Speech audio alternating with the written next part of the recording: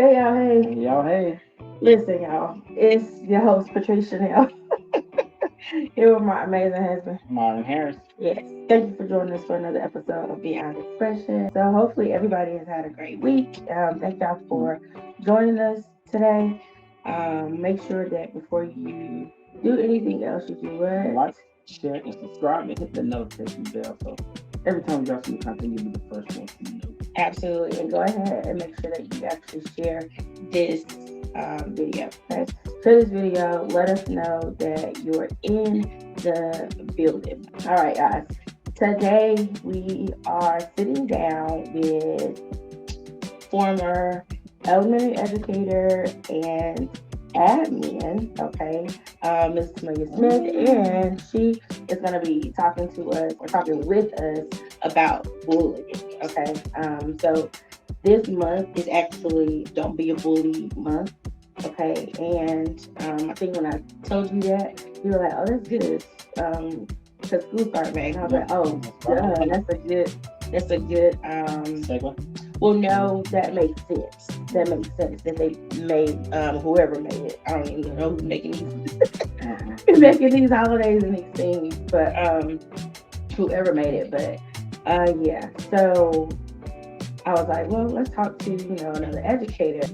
Not only was she an educator, but she had the chance to walk in the administrative role. So that's another good point of view to be able to look at bullying. So we're not only going to be looking at bullying in the school system, but we're also going to be looking at bullying from childhood to adulthood, because I really feel like that bullying takes place not just in school age. With school age, it takes place in adulthood. Unfortunately, you would think that by the time we get of age, that we have left those types of ways, but yes. unfortunately, Still got bullies. yeah, we're still out here experiencing that. And so, yeah. But before we go any further, we're going to let you know that this broadcast or this episode is brought to you by our 3 sponsors. And if you give us a moment, I want you to meet them real quick. Meet our sponsors. Expressions LLC, based in Greensboro, North Carolina, a place for local artists and business owners to be seen, be heard, and express yourself, or simply come out and enjoy a night full of clean, positive, and or Christ-centered entertainment. You can find them and follow them on Facebook, YouTube, and on Instagram. You can also visit their website at www.expressions.org.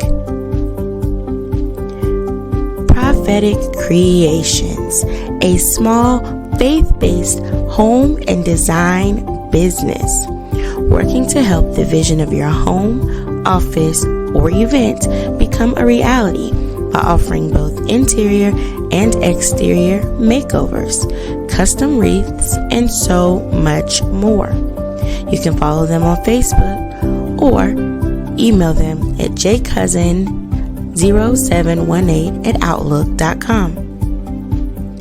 Heavenly Bubbles, a local vehicle detailing service, bringing the cleanliness to you.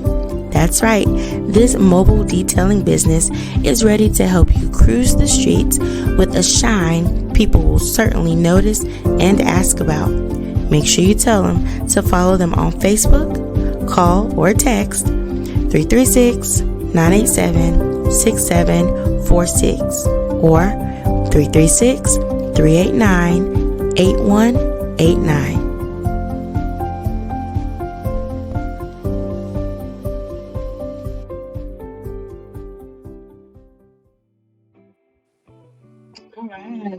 Welcome to the stage, Miss Tamelia Smith, aka Tam.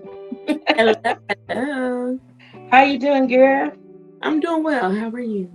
Doing good, doing good. Thank you for accepting our invitation to talk. And well, you've always been like, hey, I want to be on. Let's talk about something. So, so thank you for that. Thank you for that. No problem. anytime. First of all, how is your summer going? Because as we said, you are a former educator and former admin, so you're not going back into the classroom. No, I am not. I finished my internship in June, and I started full-time at my church in June. So my summer has been full-on busy, but great. Awesome.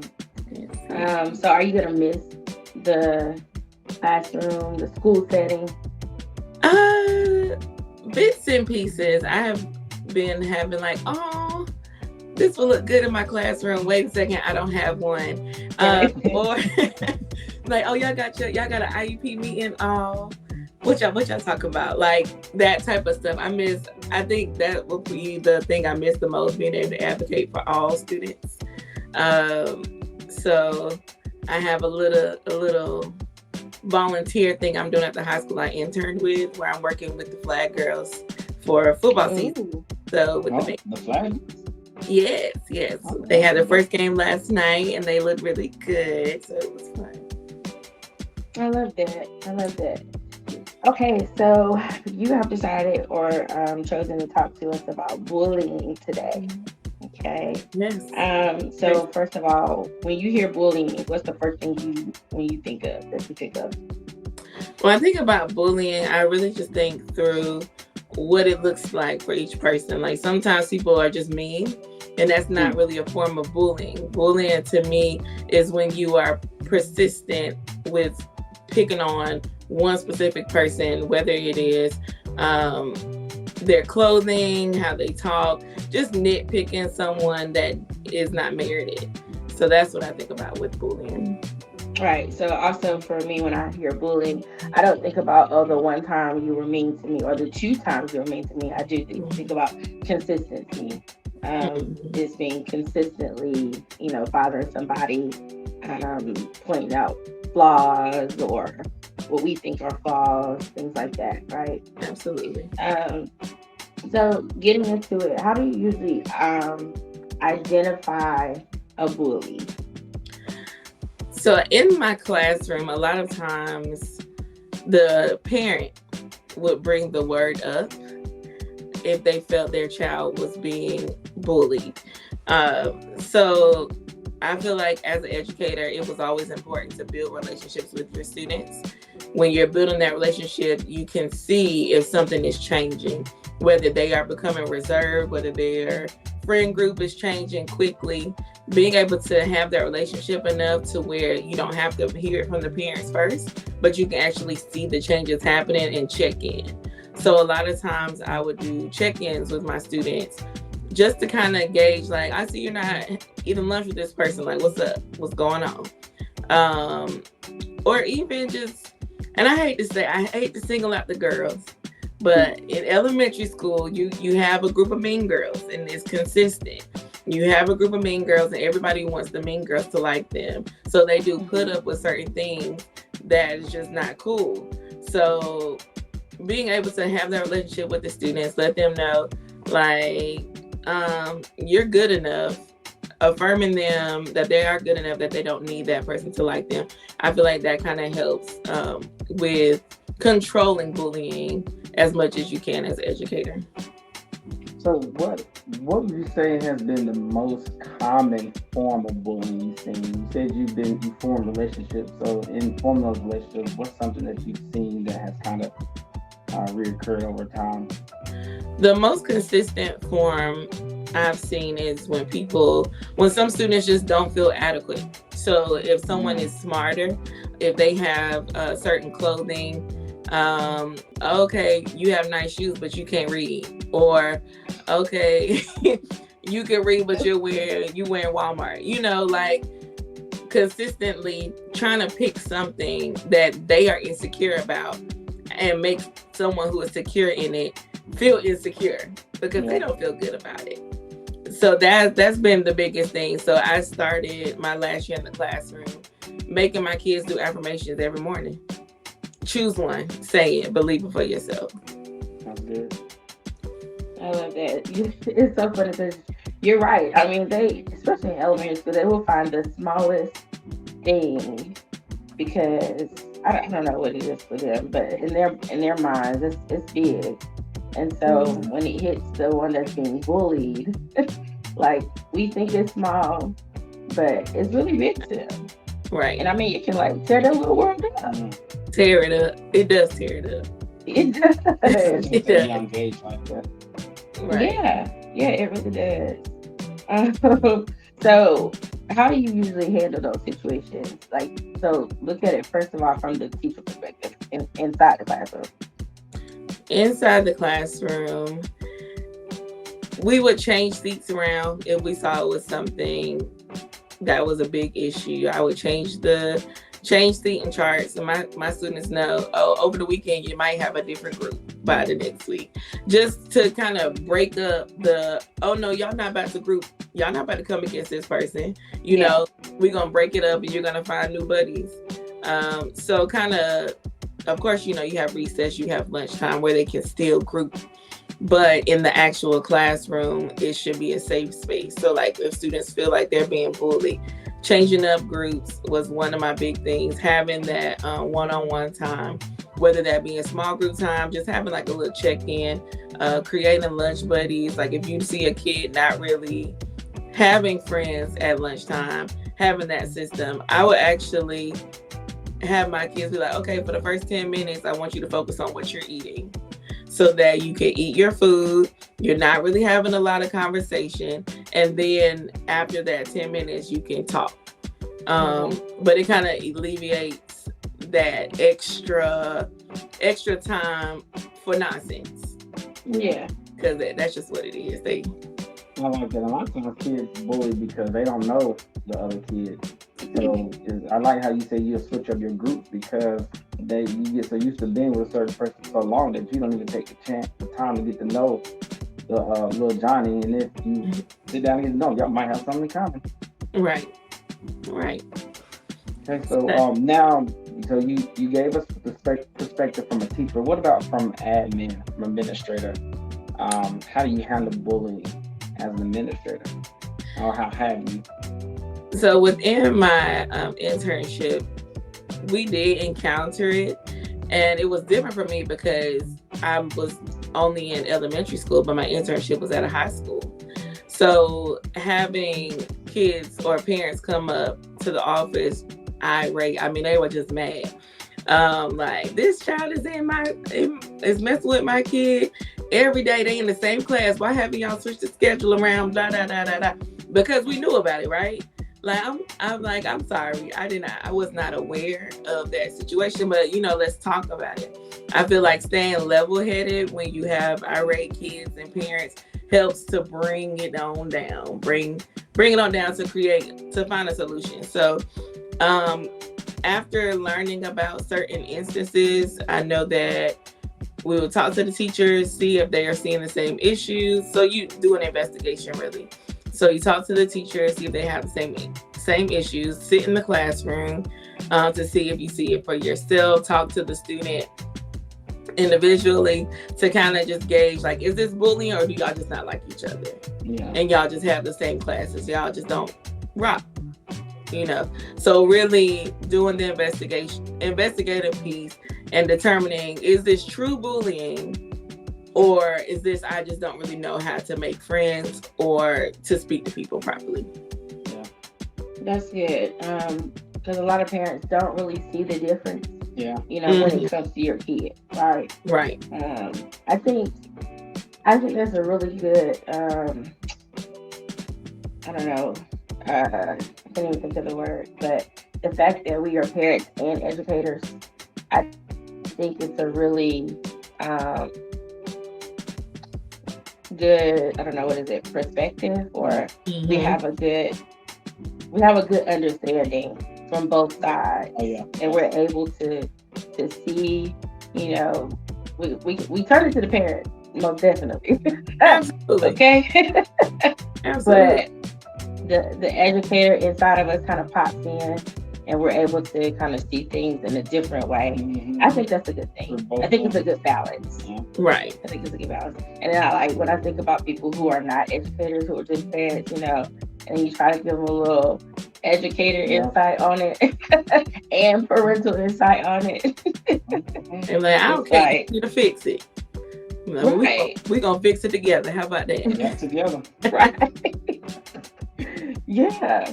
So, okay. So, you already kind of talked about how you handle the parents, like trying to, stay level-headed, cool, let them know that we're on the mission. Okay. Yeah. We're on it.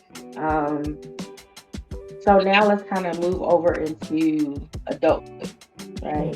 So we talk about like childhood bullying. We kind of see, before we go there, what's kind of the differences that you've seen from elementary and high school? Yeah, when it comes to bullying. That's gonna be my next thing. Sounds good.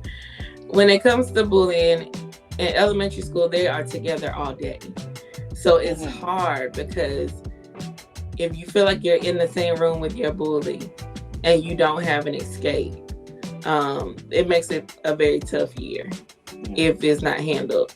In high school, they have block schedules, so I might just have to deal with them in first and third period, but I'm good for the rest of the time. So it's really, and elementary kids, depending on the age, they want your help, Right. and they express that they want your help. In high school, in front of people, they don't want your help. They want you to get out their face. But then one-on-one, they're like, yes, it does hurt my feelings. Yeah. Or they're a yes, little more open. Yes, they're more open. So to me, it really gave high schoolers are just taller elementary kids. Yeah. That's Like honestly, good. it wasn't much of a difference for me. And I feel like working in Title I schools really helped that perspective, because you're really seeing, I'm like, man, I've seen this child before. You're just older. You probably had a little bit more hurt, because I know middle school is a very tough time. So being able to, I've never done middle school, don't want to do it. It takes a special educator. Bless your heart. Bless your heart. So it's just all of those things that have hardened them, it gets even harder in high school. And I feel like that's where the dropout rate is. I don't have to deal with this. I turn 16, I'm out. That's true. Because they never felt advocated for or taken seriously. Because you don't have a relationship. That's good. That's good. Yeah, that's the first thing that teachers as educators is, building relationships is key. And once you build that relationship, I'm not gonna say it makes it easier for them to come to you, but at the same time, it still gives you a little more leeway for the kids to trust you. So, I agree 100%. Absolutely. Okay, so now, yes. So before we went that way, the question was: do you believe that bullying exists in adulthood? Absolutely. I think that bullying in adulthood is more passive aggression than bullying. Ooh, Your face is funny. I like that. Because I'm not going to outright just be rude and nasty to you. But I might say, some people are. But I think that's just a little slicker with it in adulthood. And because, like I said, as we go through life and we get older, a lot of those traumas travel with us. And because of that, when you are in adulthood, someone can say something and it triggers you. And they don't even know that they've triggered you because they don't really know your life. They haven't gotten to know you. You haven't really built a relationship. So now it goes from a little slick comment to like, oh, you didn't correct me on that, so I'm just going to keep hitting you right there in that spot. Yeah. Not realizing that, oh, I'm really hurting you. Mm. So that's what I mean by like, it's passive aggressive. Not really thinking through what you're doing. So for the ones that are being hurt by the comments, right, or being hurt by the passive aggressiveness, how do we identify it? Because also as adults, you know, a lot of times we're not speaking up and saying, "Hey, that hurt my feelings." Right. So how do we see that? To me, it's the same thing. If I'm your friend and we have built relationship and we have rapport, I could tell when you shift. Yes. And I feel like that's one of the biggest things. I'm not going to talk to a stranger on the street the same way I talk to my friends. Right. Because you don't know me. You don't know my heart. You don't know that I might be just joking with you. But I don't know your triggers either. I don't know what your traumas were. So you have to be conscious of what you're saying. And if you aren't open to correcting someone and you do shift, you have to think through, how can I fix this so that this is not a consistent thing? It's a part of growing up. Oh, we're in adulthood. You in adulthood. Mommy can't help you. You are the help yourself. So you gotta help yourself. Yeah. That's good though. You do have to help yourself. We have to come to a point where we know how to speak up for ourselves. Correctly. And do it in a way that doesn't fuel the fire, so to speak. So if you're already feeling some kind of way. Now, I know for me to speak up to something has not always been the easiest, even in adulthood, right? And it might come off as passive. And then I'm like, oops. Been holding on to that one. So, like, as adults, we have to find a way to really take a look in the mirror, right? And I don't know, communication just has to be different as adults. Right. It gotta be. I mean, we're supposed to be teaching the young kids how to communicate. Yeah, and the generation before us was supposed to teach us, but they ain't do too well. So, I'm just saying. So, never mind. But I mean, it's very true though. But I mean, but honestly, you have to look at yourself. Like, I don't handle conflict well. Why? Because I don't even know how to handle my own conflict. I don't know how to handle the battle in my mind. A lot of times, if I made the right decision, so I am conflicting with myself, and if I sweep that under the rug, of course, in friendships, I'm going to sweep it under the rug too, and be bleeding, but not explaining why I'm changing. Yeah, that's good. Ooh, that's real good. So you pretty much saying like a trauma, what do you call it? Like some type of past trauma. Not in everybody, and not trauma as in like something major, but just the fact of not learning something that is key to adults or to life is a type of trauma. It is. But that's why you really have to self-reflect. Because like in adulthood, nobody's going to say, I'm a bully. No. You know, it's more so this is just who I am. Yeah, and that's what they'll say. And that's funny that you said it, because that's how it's masking. You know, this is how I am. That don't mean you have to be like that, though. You know, so because you're hurting people, right? That don't mean you got to be like that or stay like that. And I'm like, I think that's something that Pastor Dill said. Just because when he say that don't mean you have to be like that or stay like that. Right. Something that Pastor said sometimes. I mean, it's very true, though. Yeah. But you're right. This is who I've been for all these years. Well, that don't make it. That don't make it right. So you've been hurting people all these years. Yeah. And not so you don't care, but maybe you didn't know. But now, like when we know better, we're supposed to do better. But again, it takes growing up and being able to accept those things about ourselves too. That's something that may be hard for people to do in adulthood. Like you said, we're not just going to come out and be like, oh, I'm a bully. But if you have that realization about yourself, like, that could be, like, wait a minute, maybe I am a bully. Maybe I've been bullying folks. And you don't even know because it's a defense mechanism. It's a defense mechanism. As a person who was bullied, what did I grow into become? Yeah. I became a bully. Yeah. Because I was hurt. Now I'm hurting. Yeah. Because I haven't healed from that hurt. Right. And So I'm trying to keep myself from feeling it again. Mm-hmm. And you ain't gonna get me. I'm gonna get you. That's good. I'm gonna one up you. Yeah. You know. That's so good.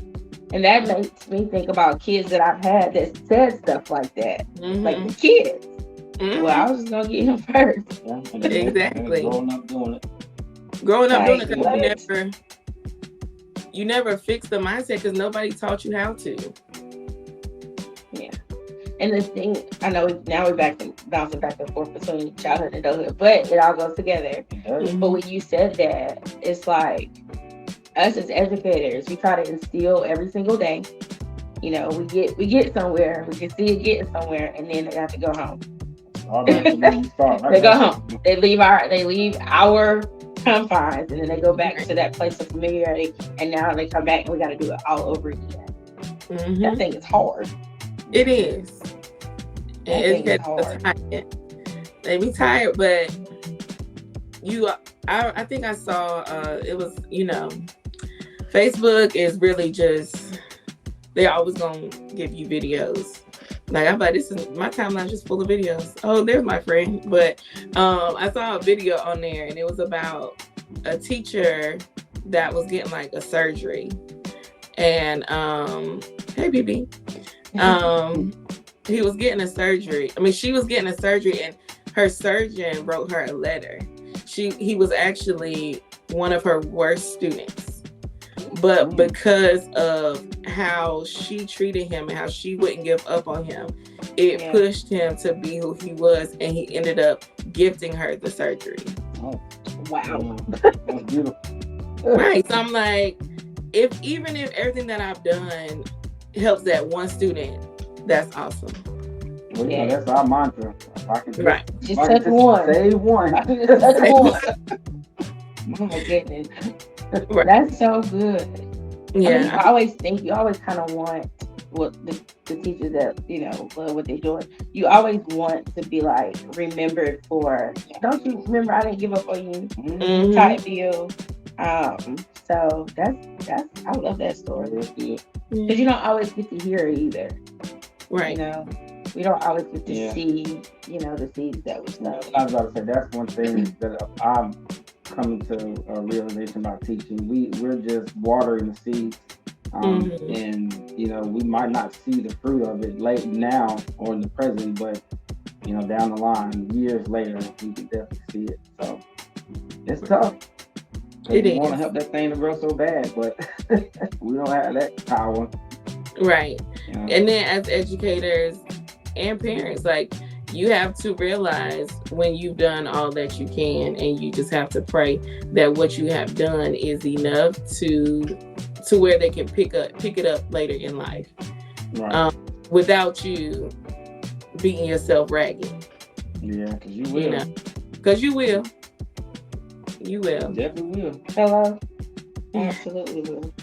So, just a little recap as far as bullying. So, I think we kind of pretty much touched on it, but as far as it's stemming from, where do we believe bullying truly stems from? Where does bullying stem from? Yeah, that's a good one. I strongly believe that bullying is a result of your nurturing. If I'm trying to make it a point to where when I wake up my kids, I'm waking them up happy. Yeah. Good morning, beautiful. We're gonna have a great day. Even if I'm rushing, all right, we gotta go, but not making my tone negative. A lot of my students that would come into the school would be like, she just cussed me out in the car because I was going too slow, or just how you get your kids to school, it affects them throughout their whole day. So if I get out the car mad, I'm going to come into the school mad. I'm going to talk to my friend mad, because that's the tone that was set for my day. Yeah. So, and it doesn't mean that it's bad parenting. I feel like all parents yell. They do. And do. But it's we do. all parents yell, but it is the going back to and realizing that your child is still growing and you're still growing them. So being able to correct, like, I'm sorry for yelling at you. You were going slowly, but you were moving slow. That's slow. Good. But I saw how it affected you. I saw how you diminished when you got in the car, how you didn't want to say anything, how we usually communicate. We talk the whole way to school. Or you wanted to listen to a certain song, you didn't say anything today.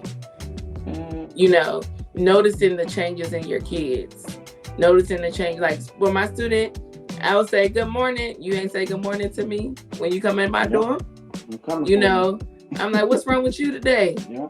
And, you know, building that relationship, because I was buried. You ain't coming in this room till you say good morning. Yeah. I ain't sleep with you. You better say it. We been ride together. You know, but you're that way as a friend too. What'd you say? I am that way with friends. I have actually done better. I have only cringed inwardly when people text me without speaking. I've done better. Hey, first or good morning. It's so funny. So just a funny story. My mom, she told me the story. You know, she would probably still tell it. She said it was a time that she was taking me to school, and she was mad at me about something, and she pushed me out on the way to school. She dropped me off, and then she said I had to come back just to make sure that you're okay, because I didn't want you to go to school like that. Because like you just said, it does affect us. You know, it might not be something major, but it can be minor to where it'll explode, and you never even know it. You don't know. You come to school frustrated and mad because of something your mom or your dad said. And she said, I turned around to come I love that. And check on you. Because she was aware of her kid. Yeah. And she said she felt bad. And I love that. Mom, I don't even remember that. You don't have to. You probably put it out your mind. Real, you know what I'm saying? I went to school. But it affected her, so that's good. That's good. I love that. Okay, so we gotta do better. Absolutely. You were talking about adulthood and how it's hard to speak up, and then when you do speak up, it's like, oh, that wasn't how I wanted to say it. I used to be I'm gonna say it how I hear it in my head, because then I'm gonna say it because I mean it, and I don't want to apologize for it. I hated apologizing. Absolutely hated it, because if I said it, that's what I meant. And I needed you to hear how I meant it. But then I'm like, that is not Christ. We call that cutthroat in the streets. Cutthroat. Yes, but Pastor Bill, it was Pastor Bill's fault that I changed, because he kept saying that scripture over and over. I feel like he said it every single day he saw me. A soft answer turns away. I'd be like, okay, thanks. But at the end of the day, okay, thanks. I'm going to say it. But at the end of the day, it really helped me to phrase my wording.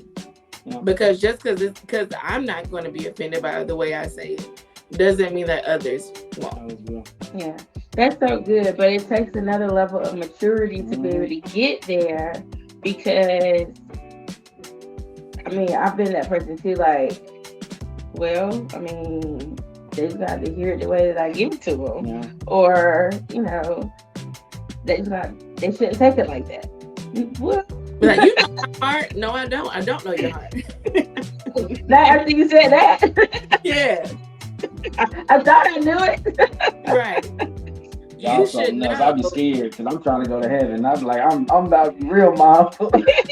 I want to go to heaven, so I'm mindful. I'm saying. But you have to be. You have to be. And I feel like, it's a process. It does. That's a process. Yeah. You're not going to get it right every single time. No. But you have to be humble enough to apologize when you get it wrong. Yeah. So I've learned how to apologize in adulthood. And it's still like, I know that I'm still working on parts of that, because like, that ain't what I said. like, you know, or that, I didn't mean it like that. Even in marriage, it's like, you know, that is not what I meant. That is not what I said. But that's how they heard it. Yeah. Yeah. They heard it. So that right there, that's a whole nother podcast. It is. That is. We have to get brought down on him. Lord Down and spill all the beans. He would love it. He'll be like, yup, Eat amen. it up. Yep. Yeah. Yeah. But I think that's Well, thank you so much, Sam, for sitting and talking with us, discussing this bullying thing. Okay. I saw before you finish. I saw was it a post, a video, or something where it was like things that parents should talk to their kids about early, like to try to catch bullying, just pretty much like you said, know your kid, to try to make sure that you're aware of what they're going through and all the things, and so just asking them like simple questions, as far as like you say, you talk in the car, how was your day, what was the best part of your day, and then what I love about my husband is he does that. He does a really good job of that. He'll be like, how was your day? Or how was the event? Like, what was your favorite part of that event? Things like that. So I really love how he does that. So I think that's a really good tip for anybody, even in friendships. Relationships. Just being able to reach out and dig a little deeper. Yeah, absolutely. It's gotta be a two-way street. You gotta be willing to give the deeper. If somebody's reaching to get a little deeper, it's because they want to know. They want to be there. So, yeah, I love that. Come on, no more bullying. No more bullying from a former bully. I apologize. I bet.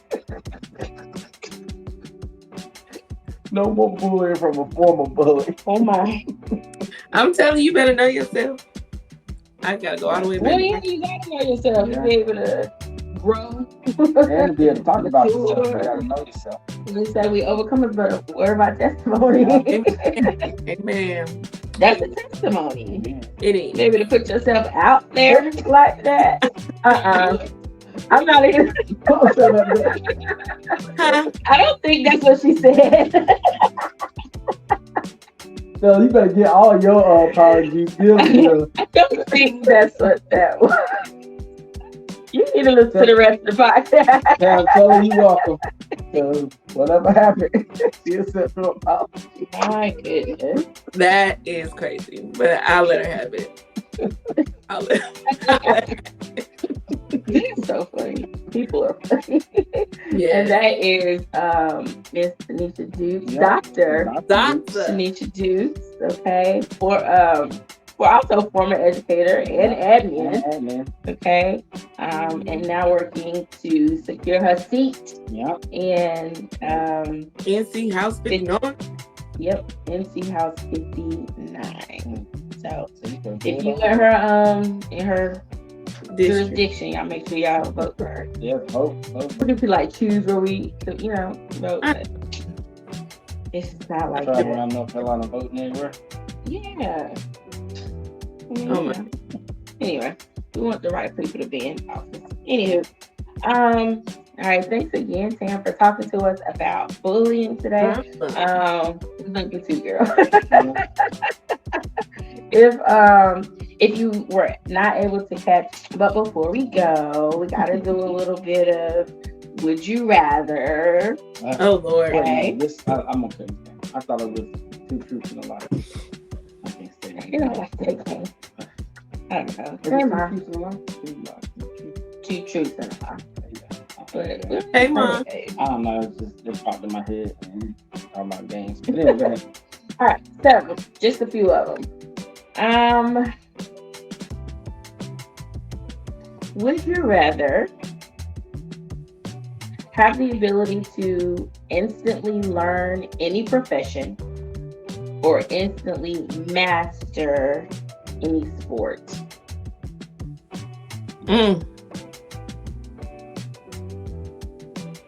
So, I would say learn any profession.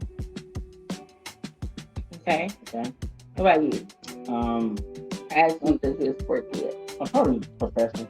because that'll carry me a little bit longer than the sport. Mm-hmm. I feel like I can Too master. good to get hurt in sport. Yeah. I say professional as well. I want to be You able to just switch get money interpreter. from all the places. This is a good one, Tam. Would you rather have the time to have the time? Would you rather have the power to reverse time, or for 5 minutes each day, or fast forward time by 1 hour each day? So reverse time 5 minutes each day, or fast forward time an hour each day. My kids are young, so I'm gonna go with reverse time. No, reverse time? I don't Yes, understand. because Kayla's trying to walk and stuff, so I want to be able to reverse and see her take those steps Oh, yeah. I got Over you. and over. over and over. Over and over again. Well, it's only 5 minutes each day, so I guess you have to pick out like which part of the day you want to reverse. No, you don't care the part of the day. It's just. Yeah, I can say 5 minutes each day. I guess so. If you just start walking, you'd be like, oh, You- line it back. All right, I'm in place. Yeah, right there on the spot. Yeah, Mhm. yeah, I guess.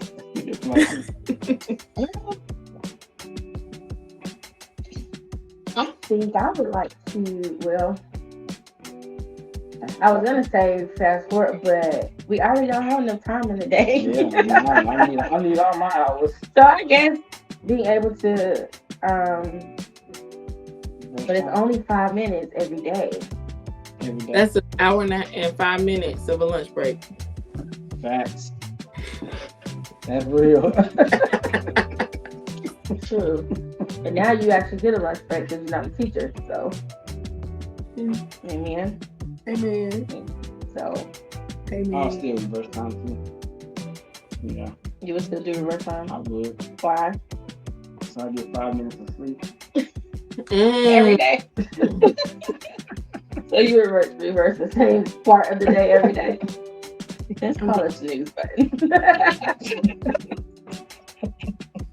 That's what that's called. No, because, well, anyway, that's when you snooze, you still losing time. So I want to send it back. Okay. Last one. So, would you rather have a lifetime supply of your favorite food or a lifetime supply of your favorite beverage? 1,000 times food. Yeah. Yeah. What's your favorite food? All of it. To have a lifetime supply of all of it. But you know what I was thinking? I was like, is it just food or food?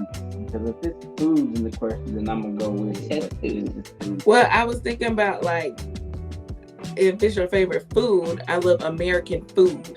So like hot dogs, hamburger. Well, I don't know, but chicken. I love me some chicken. I know. I'm like craving some fried chicken, so I think we need to go get some wings today. You should go to PG's. They close at 2. Ooh. I was gonna make some. Okay, never mind. You cook, girl. Go ahead. Okay. Who is PG's? It's in Reasonable. Oh, okay. Who is it? It's somewhere in Reasonable. It's chicken and biscuits. They have great fried okra.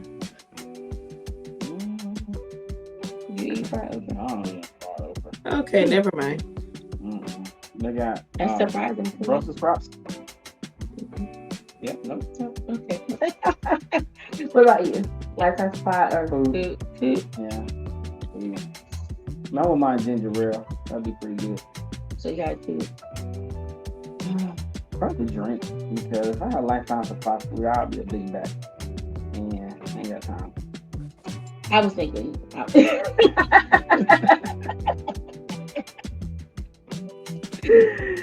He was not saying that to you, Tim.